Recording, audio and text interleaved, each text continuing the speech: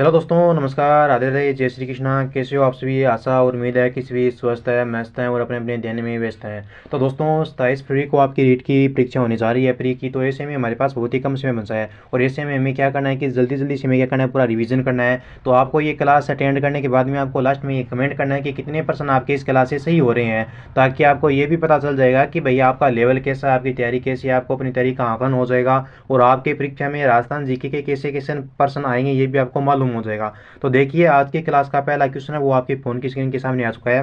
प्रश्न आपसे पूछा है कि बीकानेर के जूनागढ़ किले के दरवाजे पर किन सूरवीरों की मूर्तियां स्थित है। यानी दोस्तों, दो सूरवीर आपके बीकानेर के जूनागढ़ के किले पर उनकी मूर्तियां लगी है, लेकिन वो दो सूरवीर है वो आपके है कौन? प्रश्न आपका ये है। ऑप्शन है जयमल फत्ता है, गोरा और बादल है, राव दलपत कर्ण सिंह है या बेरोजी कलाजी है।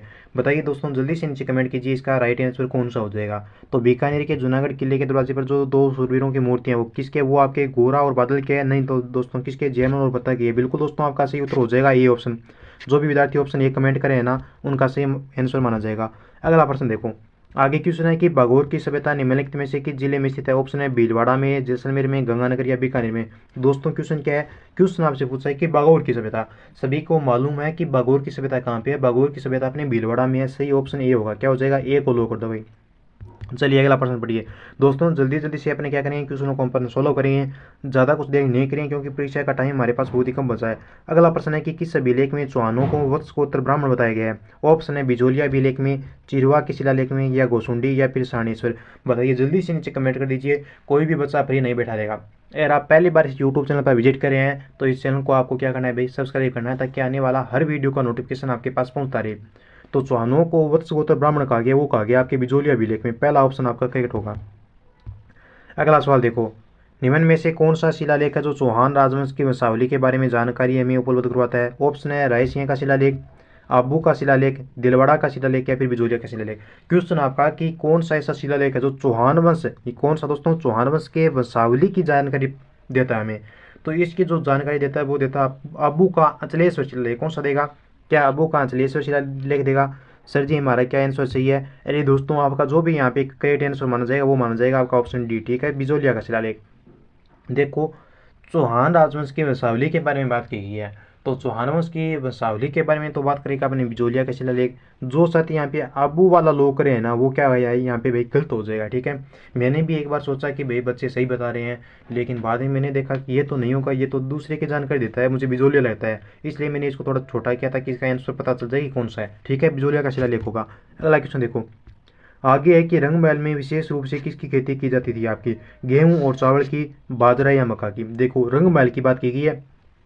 रंगमहल, सर जी बी को लो कर दो। चावल चावल चावल, बाजरा बाजरा, गेहूं, अरे भाई नहीं, गेहूं नहीं होगा, ना ही बाजरा होगा, तो कौन सा होगा? आपका चावल हो जाएगा भाई। क्या हो जाएगा? चावल हो जाएगा। चावल को लो करेंगे अपने, क्या कर देंगे? चावल को लो कर देंगे। रंगमहल कहाँ पे? गंगा नदी के किनारे हनुमानगढ़ में स्थित है, जिसका उत्खनन आपके हैना रेड के द्वारा किया गया। नेक्स्ट है कि बसंती नामक जो किला है, इसका निर्माण किसने करवाया था। ऑप्शन है राणा प्रताप ने, राणा कुंभा ने, महारावल तेजसिंह ने या फिर बिसल देव ने। दोस्तों, बसंती बसंती क्या करेगी गुरुजी? आज तो बसंती क्या करेगी? डीजे पर नाचेगी। अरे गुरुजी, आज तो बसंती डीजे पे नाचेगी। अरे भाई, बसंती को डीजे पे नहीं नचाना है, हमें क्या करना है, हमें किले का नाम पूछा है यहाँ पे कि बसंती नामक जो किला है इसका निर्माण कौन करवाता है। तो इसका निर्माण करवाएगा महाराणा कुंभा। कौन करवाएगा भाई? महाराणा कुंभा करवाएगा। बी आंसर सही होगा यहाँ पे। क्या हो जाएगा? बी को लो करेंगे। बढ़ते हैं अगले प्रश्न की तरफ। आगे प्रश्न आपका आ चुका है कि मानमोरी का शिलालेख है जो राजस्थान के कौन से क्षेत्र से संबंध रखता है। देखो भाई, ऑप्शन 3 है तो सीधा ही लो कर दें, सीधा उठ। ठीक है, ऑप्शन 3 है, बाकी चौथा ऑप्शन इसके अंदर क्या हो गया? डेट हो गया। ठीक है, आगे चलिए। आगे पूछा गया है कि कौन सा ऐसा अभिलेख है दोस्तों इसमें गुर्जर पतियारों को लक्ष्मण के वंशज कहा गया है। बताइए, घटियाला का अभिलेख है, ग्वालियर का अभिलेख है, जोधपुर का है या फिर दौलतपुर का है। देखो दोस्तों, प्रश्न देखिए, प्रश्न को ध्यानपूर्वक पढ़ना है और फिर ही आपको क्या करना है भाई, क्वेश्चन को टिक करना है। तो प्रश्न बोला है कि गुर्जर प्रतिहारों को लक्ष्मण के वंशज कहा गया है, तो लक्ष्मण के वंशज गुर्जर प्रतिहारों को ग्वालियर के अभिलेख में कहा है। किस अभिलेख में कहा है? ग्वालियर के अभिलेख में। क्या ऑप्शन सही है हमारा? बिल्कुल सही है। आगे चलिए। आगे क्वेश्चन आ चुका है कि सर्वोत्तम विलास, गज विलास और जोहार विलास है ना, कौन से? देखो भाई, दोबारा सुनो। सर्वोत्तम विलास, गज विलास और जवाहर विलास, ये जो है ये कौन से दुर्ग में है? बाला किला में है, जालोर में, मेहरानगढ़ या फिर सोनारगढ़ दुर्ग में। तो ये जो तीनों चीज़ें हैं ये कहाँ पे हो जाएगी भाई? ये आपके सोनारगढ़ के दुर्ग में हो जाएगी। कहाँ पे हो जाएगी? ये आपके सोनारगढ़ के दुर्ग में हो जाएगी। सही उत्तर हमारा ऑप्शन डी माना जाएगा। क्या हो जाएगा? सही उत्तर हमारा ऑप्शन डी होगा। आगे बढ़ेंगे अगले प्रश्न की तरफ। आगे है कि वह स्थान जहाँ पे प्राचीन भारत का टाटानगर कहा जाता है, ऐसा कौन सा स्थान है दोस्तों जिसे प्राचीन भारत का टाटानगर कहा जाता है। क्वेश्चन वेरी वेरी आपका इंपॉर्टेंट है। प्रश्न क्या है दोस्तों, प्रश्न आपके एग्जाम में परीक्षा की दृष्टि से बहुत ही शानदार इंपॉर्टेंट है। क्वेश्चन पूछा है कि ऐसा स्थान जिसे प्राचीन भारत का टाटानगर कहा गया है। तो देखो भाई, प्राचीन भारत का टाटानगर ये कहा गया है अपने रेड टोंक को। ये कहाँ पे, ये आपके टोंक में, इसी को क्या कहा गया है, भारत का टाटानगर कहा गया है। ठीक है, याद रखना, रेड टोंक। ठीक है, ध्यान में रहेगा, बिल्कुल गुरुजी ध्यान में रखेंगे। चलिए आगे चलते हैं। आगे है रशिया की छतरी अभिलेख पर नाम उत्कीर्ण है। दोस्तों रशिया की छतरी नामक अभिलेख है, इस पर नाम उत्कीर्ण किसका है बताइए। नरवर्मा गुहिल का है, जोगेश्वर चौबीसा का है, राज सिंह का या सामंत सिंह का। देखो भाई, रशिया की क्षत्रिय अभिलेख है, इस पर नाम उत्कीर्ण पूछा है, तो इस पर जिसका नाम उत्कीर्ण है वो गुहिलों का है। किसका है भाई, गुहिलों का है। किसका है, नरवर्मा गुहिल है। ठीक है, वो ऑप्शन ए को लो करें, याद रखना भाई, प्रश्न आ सकता है एग्जाम में। अगला है कि राज प्रशस्ति की रचना किसने की। गुरुजी हमें तो आता है, रणछोड़ भट्ट है, मंडन है, कुंभा है, भट्ट है। कौन अभी राज प्रशस्ति की रचना करने वाला, सही आंसर आ रहा है भाई, बिल्कुल शाबाश। ए पर क्या कर दो गुरुजी, आत्मा को लो कर दो। ये लो भाई, रणछोड़ भट्ट को लो कीजिए भाई।